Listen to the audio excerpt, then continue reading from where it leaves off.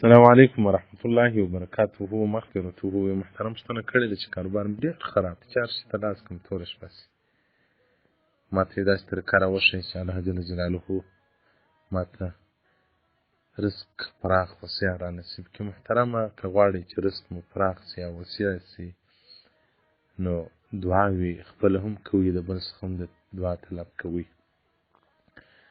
رزق یوازې په محنتو به ګټلو باندې لاسته نه راځي، بلکې یو څه دعاوې هم غواړي.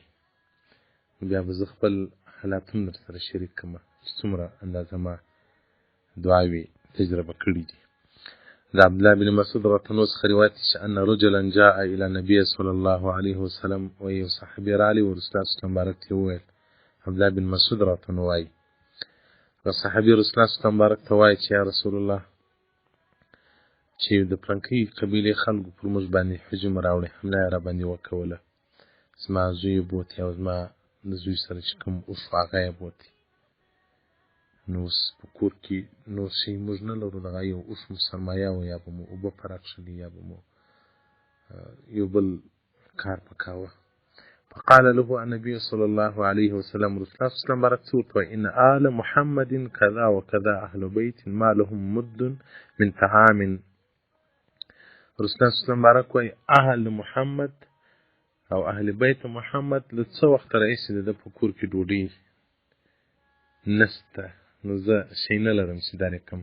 فاسأل الله، د الله څخه سوال وکړه، الله ته لاس ورته کړه چې زما زوی و زما اوښ دواړه راکړه. فرجع الى امرأته، دا صحابي ولاړی و خپل کور ته، و خپلې ښځې ته چې ورغلی. فقالت له ما قال لك رسول الله صلى الله عليه وسلم، تا ته رسول الله صلى الله عليه وسلم څه وویل؟ د ورته وویل رسول الله صلی الله علیه وسلم بارک دعا وکړه، بس زه چې پر لاره رایوسم لاس مې پورته کړی و چې یا ربه زما خو یو اوښ و، هغه مې د رزق ذریعه و، هغه ولاړی، زوی مې ولاړی. نو دغه صحابي وایي لږ وخت نه دی تېر شوی، زوی و اوښ مې دواړه راغلل. وزه رسول الله صلی الله علیه وسلم ته رالم، ورته ومې ویل چې یا رسول الله، ما دعا وکوله، هغه دعا مستجابه سو، زوی او اوښ مې دواړه رالل کور ته. فصعد المنبر، رسول الله صلی الله علیه وسلم مبارک منبر نبوي ته وختي، فحمد الله، حمد الله یې ووایه او ډېر خوشحاله سو. امر الناس، او انسانان یې په دې سره امر کړل چې تاسې د الله جل جلاله څخه خواستونه کوئ. او بل په صحیحینو کې یو روایت راځي، بخاري او مسلم روایت کړی دی چې رسول الله صلی الله علیه وسلم فرمایي چې الله جل جلاله وایي هل من داع، آیا یو دعا کوونکی شته چې دعا قبوله کړم؟ آیا یو سوال کوونکی شته چې زه هغه سوال ورپوره کړم؟ آیا هغه یو څوک مغفرت غوښتونکی شته چې زه ورلره بخښه وکړم؟ نو محترمه، د هر شر دروازه د دعا په ذریعه په ځان باندې پر ځان وتړه، د هر خیر دروازه پر ځان باندې د دعاو په سبب باندې خلاص کړه. سبحان نمبر 45 آداب الدعاء د امام مقدسي الحنبلي رحمت الله علیه. نو محترمه، دعاوې ډېرې کوه، بل چاته هم دعاوې راته کوه. ما ته یې څوک ټلیفون وکړي مولوي صاحب چیستې په کار دی، نو خو زه چې ورته وایم چې پیسې مې په کار دی، پیسې راکړي، کوم بل شی مې په کار دی، بل شی راکړي. خو زه چاته نه وایم، ډېره مجبوري به مو را باندې راغلي، خو چاته مې نه دي ویلي، عادت مې دا نه دی چې زه چاته ووایم. خو زه د دعا طلب ځینې وکړم، هم دعا راته کوه. په دعا کې مطلب دا دی چې دعا سړی مطلب ته بې تکلیفه رسوي، سړی مطلب ته بې تکلیفه رسوي. ډېر وخت دا جومات خټې چې موږ کولې د مدرسې، هلته به کار سره کمزوری سو، زه بهریان سوم، بیا به مې دعاوې کولې. الله جل جلاله بیا یو شاګرد مهربانه کوي، په مسجد کې مې دونه حصه واخیستله چې هغه کوم ضرورت ورته. دغه رنګه چې دا د مور د حج اراده ما وکوله، کم خلک چې دلته جندې په ما خبر دي، هغه د تعجب اخیستی دي چې ته بیخي امکان یې نه درلودی، امکان یې نه و.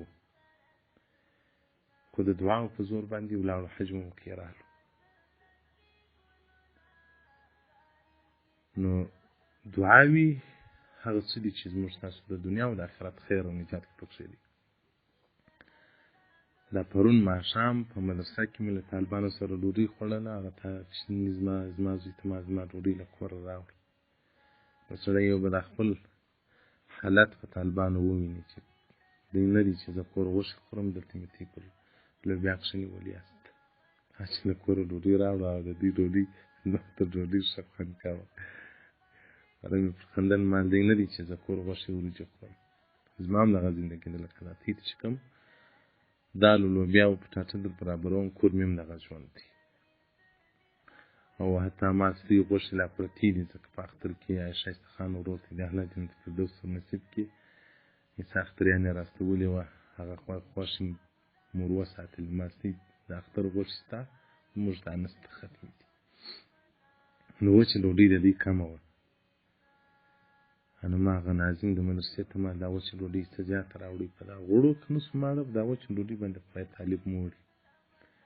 د خندلو مولوي صاحب په دونه مصرف کېږي، د استادانو تنخواوې دي هم د ډوډۍ مصرف دی. دا خو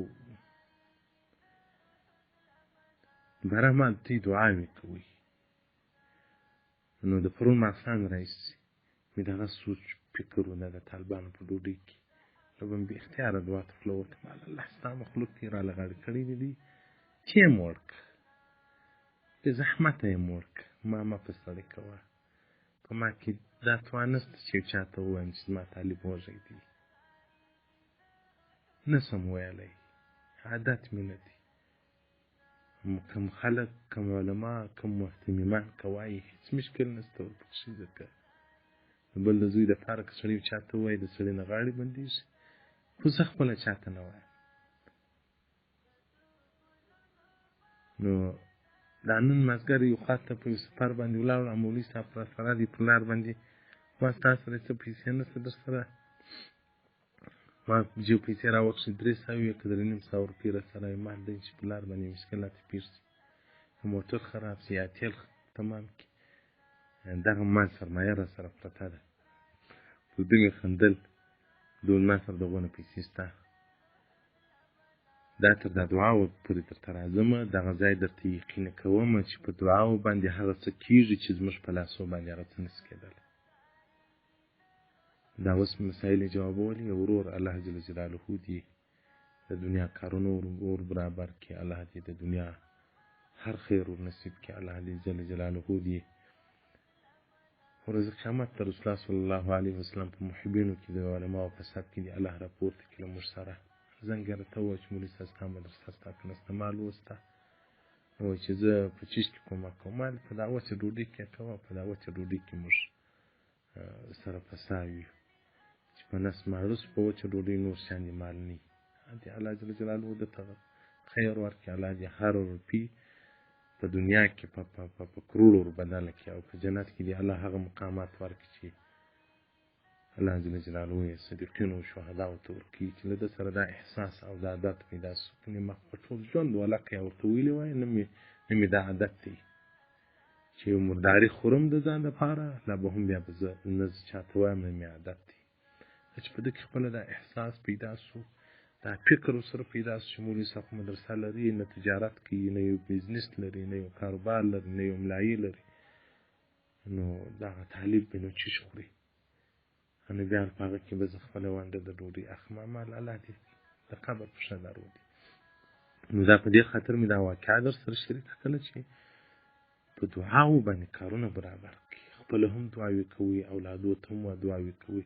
زه کله کله دا کوچني ماشومان راسره وي، دا یوه لور په دا خبرو لا نه پوهېږم، تی لاس پورته کوي، نو بیا هغه څه کلمات یې ور وښیم، اوس یې اکثر راسره زده کړي هم دي چې زه د یوازې سره بیا هم زه دعا کوم، دا تورې را سره وایاست، کوم عربي تورې چې زه وایم همدغه ته هم را سره وایاست. نو مور ته هم دغه یم دعاوې راته کوه، انډیوال ته هم دغه یم دعاوې راته کوه، شاګرد ته هم دعاوې راته کوه. بعضې خلک دې تعجب وکړي مولوي صاحب ته لمونځ څنګه دعا غواړي؟ زه تر هر چا دعا ته محتاج یم. نو محترمه دعاوې ډېرې کوه.